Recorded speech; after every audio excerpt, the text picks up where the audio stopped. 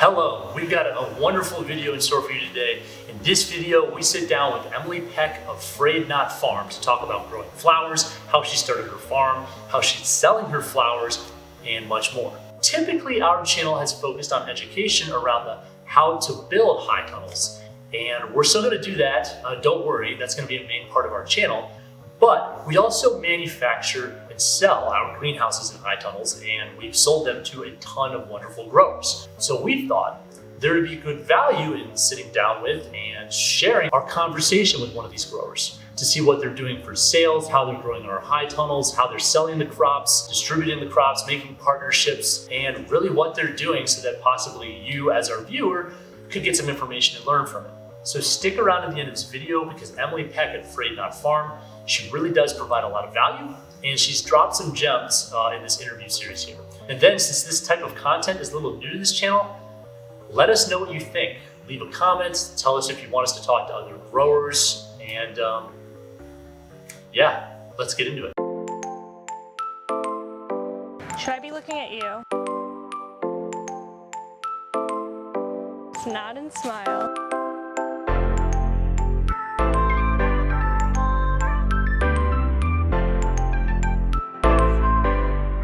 Thank you for meeting with me and For sure. allowing me to ask you questions. What's the name of your farm? We'll start there. My name is Emily Peck, and the name of the farm is Frayed Farm. Located in Newberry, Ohio, 30 miles east of Cleveland in the snow belt. The name came from my grandfather who used to steward this land. He would tell like very punny jokes all the time. That was kind of what he was known for. But the one by far that he told was a joke about a string that walks into a bar, and the punchline was afraid not. So it just was like a really special kind of phrase that was like amongst our family, and I thought was like a good metaphor for starting a business. I do weddings, and the knot is like a term that people use for weddings. I grow flax, and flax is very much like knot-like when it becomes kind of fibrous. Every time I'm like feeling like, oh gosh, I don't know if I can do this anymore, I kind of remember that phrase and it gets me through it. Can you talk a little bit about how you got into farming? I'd always had like a passion for cooking, so I got really into just wanting to like source food locally, and I was lucky enough like growing up that my mom would take us to farmers markets, and we were part of like kind of in the early days of CSA. So I had that growing up and was just super interested in like wanting to change that system, which kind of led me down the culinary route, working in restaurants and like cooking and like incorporating local food within that. I decided to then kind of focus more on food accessibility and like wanting to help others. So that kind of led me to move to New York City. I found myself at an urban farm there because I thought that was like the perfect intersection of like my passion for food and understanding food systems, and we learned everything from like the business side of running a farm to the actual physical growing of it, and went through a whole season super immersed in learning how to farm, and it kind of just like connected everything for me of like all my passions. And then I realized I wasn't going to be able to afford to live in New York City on a farmer's budget and I spent all my savings, so it was time to come home back to Cleveland after that, and that's when my grandmother generously offered me to use this land to maybe start a farm of my own. Your grandmother offered up this land as a spot to launch your farm. I guess one question I had is why flowers? When I was starting to think more and more about starting my own thing, I felt like doing the vegetable thing was going to be an uphill battle. There's so many wonderful growers out there, so it's like hard to be competitive in the vegetable market, and also the margin on vegetables is extremely tight. And I had grown flowers at every farm that I had worked at, and I was really starting to like learn how to grow them more and experimenting and just really started to fall in love with them. And I was like kind of giving them out to friends, and I had my own little like CSA going at this rented plot, and I was incorporating flowers into that CSA. People were really loving them, and then a good family friend asked me to do their wedding the following June. And so I decided to start a farm. That was really like, I was like, okay, I'm gonna do your wedding. Let's go. That was really it. That's all I needed. Just like do her 130 person wedding. Never done a wedding before. Oh man. And yeah, so I started, yeah, that's kind of what, like, combination of for financial reasons, but also like really falling in love with like the joy of flowers and like how much joy it brought to other people, and like someone asking me to do their wedding, like, oh, there's a market here, like, you know, I could do this. So yeah, that was why I started to grow flowers. That was the catalyst then. Yeah. And what was that like, getting asked to do that wedding and then having to get in gear, get your flower farm going, and then also produce the flowers for the wedding? Like, what was that like? I haven't even really had anyone ask me that. I didn't want to let her down, and I didn't want anyone else to do her flowers. So I was like, I'm gonna do this. I'm gonna make this work. But what it was like, I mean, it was touch and go. It was touch and go. I learned a lot very quickly, and fortunately, it was beautiful, beautiful, beautiful, but it was a June wedding. So this wasn't just any wedding. This was like early season, like not a lot of flowers, June wedding. I, totally overestimated what I could do in the first year, because it's not just growing flowers for a June wedding, it's starting a freaking farm for a June wedding. Like, there was nothing here. I didn't have a driveway until April of that year. So yeah, that's kind of what it was like. But I pulled it off. I mean, nice. That was kind of my first realization that I can't do this alone. I didn't grow all the flowers on my own. I supplemented some flowers with wonderful, wonderful growers in Columbus, Sunny Meadows Flower Farm, who have been doing this for a long time. So I got flowers from them. I went to a whole bunch of family friends' backyards and cut flowers from their yards. And then, yeah, I did have like a pretty, substantial amount from the farm as well. Yeah, like thinking about it now, I don't even know like how I did that, because I like got a loan, got a driveway built, yeah, got like a little prop house, started seeds for the first time in a new space. Like, I don't even, like, it's crazy. My trunk was like my tool shed.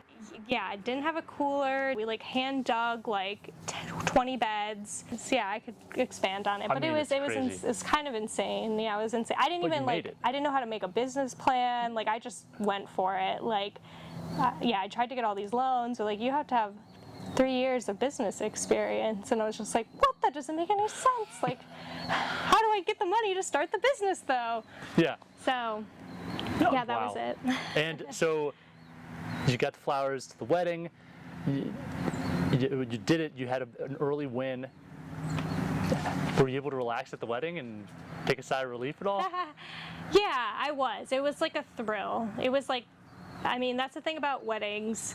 They're extremely stressful, high pressure, but the adrenaline is like unmatched. To see that our friend, was pleased with the results was like meant so much to me. The fact that she trusted me and was so supportive, like I was like, oh wow, like yeah, I can do this, and definitely was like a sigh of relief. So I did enjoy the wedding. You do weddings occasionally.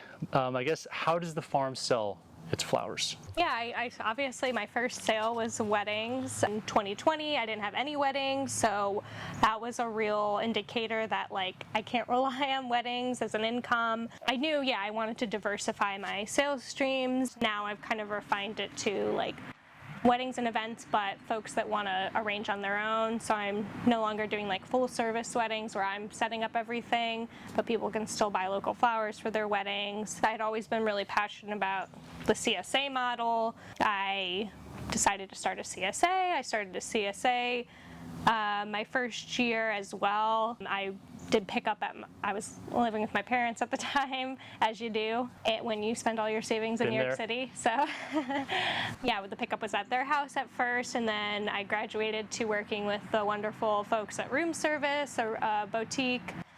the following year, and then have expanded pickup locations since then. Last year, we started the Cut Flower Collaborative, the Collab, which is a group of local growers that we all kind of aggregate our flowers wholesale and sell to florists. Those are kind of my 3 things that I'm focusing on this year. Also done a farm stand, I've done like edible flowers, I've done pretty much a little bit of everything, except I've done like a couple pop-ups, but I've never done a farmer's market, which is something people always ask me and think that like that's the main way to sell flowers, but I've been like so hesitant to do that. So Yeah. yeah. And I won't get into my experiences selling at Yeah. farmers markets. That's for another off-camera conversation. Well, I mean, just because it's long, not because it's yeah, horrible. well, I'd love to hear it sometime, but just based on that comment, I feel like it's validating to why I've not gotten into Pros and it. cons, right? Yeah. Okay. For 2022 here, how are your revenue streams broken up? Like X% CSA, X% the collab, X%, weddings. Like how does that break down? Like what does 2022 hold sales-wise? The CSA is 60%, like 50 to 60% of like my revenue is in kind of like what my focus is and how I, spend my time. The weddings and events is like 20%, and then like probably 10% to the collab this year, but I hope to expand that. The other 10% is like other things. Okay. That's 100%, right? You know what? 60, if not, we'll 80, edit it to make it. 90, yeah, 100. I think you got it. Yeah, so. I wasn't going to question it. Okay. Sometimes it can feel like you're doing more than 100% Yeah, of the stuff. it does, yeah. You had mentioned the CSA has grown a lot from last year to this year. Like how many members did you take on last year? How many members are you taking on this year? Or at least are the goals? I think the first year I started out with like less than 10 people. I did like 20 my second year, and then I did like 40 my third year. Last year I did 60 of my own, and then I partnered with Ohio City Farm, and we did 20 with them, so that was 80. This year I'm hoping to do 80 of my own, and then around 30 to 40 of Ohio City Farm. I guess before we go too far, like what draws you to the CSA model? Yeah, I've always really loved the CSA model. I mean, I love the name, like community supported agriculture. Like that feels really wholesome and exactly how I want to run this business. Like it's definitely not about me. Like that's not how I feel. That's not what I want it to be. I have a lot of ideas, but I really want it to feel community supported and be something that the community wants first and foremost. So I love that as like a starting point. And then as far as like the financial model goes, in farming, like it's so seasonal and we have such a short season here. Like especially when I was first starting out, I needed like cash flow at the beginning of the season to afford seeds and compost and all the materials that you need to actually grow things. It takes a lot of risk to start something and then have to wait 3 to 6 months later to actually start making money on it. So I've always appreciated the CSA model for, helping farmers in the early season to get a jump start so that they can actually afford to grow the things that they can offer, and instead of waiting and taking the risk that they're going to sell it later on. I also feel like the original kind of ideas of the CSA were to get buy-in from community members, so it hopefully makes community members feel like they're helping to invest in the farm, and sharing in like the risks and rewards of that. So you have a lot of CSA shares on the on the 2022 forecast here. How do you sell that many shares? Like, what's the strategy like for doing that? I'm sure you have carryover from season to season too, but I'm just curious. Yeah. I've never done a CSA with that many people, so it's hard to get 30 for me. Good question. I mean, I'm honestly actively working on that as we speak, so I'm still figuring it out. Because I grew up here, I had a really strong network of folks already here that were like wanted to support me no matter what, and I'm extraordinarily grateful for that. So in the early days, they really helped to like buy into the farm and also share it with folks. So that was kind of like my starting point. And then from there, it's been a combination of retention and really trying to focus on that. And when we would network more, remember that networking? Back in the day. Yeah, back in the day, I was really energized, and before I got burnt out on farming, I was super energized to talk about it all the time. So I would go to events, I would do speaking engagements, I would tell everyone I knew about it. And then, obviously social media, trying to leverage that. Now I'm at the point where I definitely need more exposure. So doing things like this and getting people to learn more about the farm. So how important are your partnerships to driving sales, like the partnership with Ohio City Farm, room service, that kind of stuff? My retail partners that act as the pickup locations for my CSA are extremely important to sharing the story of the CSA. Definitely has helped catapult the CSA exponentially. I don't have hard data on it, but sure. I definitely think that's why I wanted to partner with people early on. Yeah, it's a kind of a symbiotic relationship, and again, that's part of the community supported aspect of it, is hopefully mutually beneficial of helping each other out and them being able to share it. And I'm, again, super grateful, especially to room service, who had faith in me early on, and they ran with it, and it was amazing, and they were super supportive and saw the vision, and I didn't have to convince them.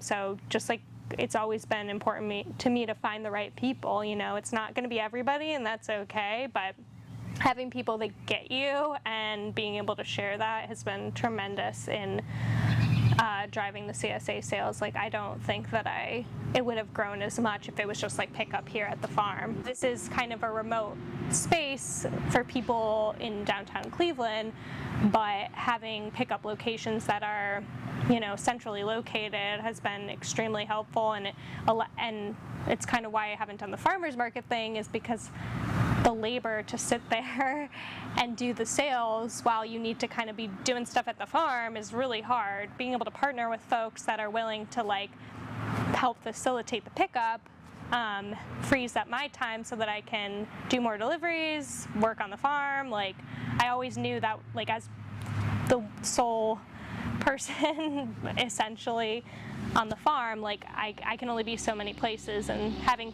partners in that way has been tremendous in allowing me to do more. What will happen if you fall short on your CSA sales? Well, again, yeah, so I've never fallen short of my goals CSA wise up in, to this day.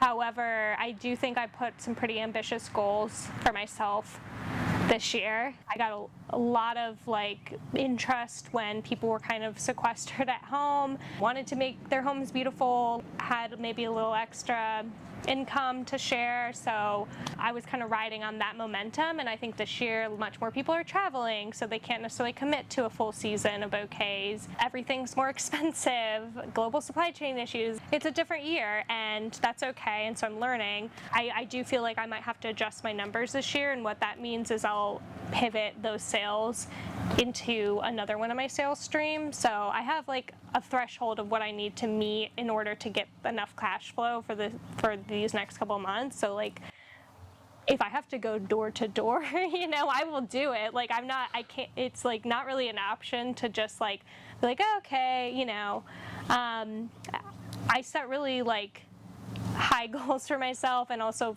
really tight deadlines. So technically I have up until July when it starts to sell them, which is a few months from now.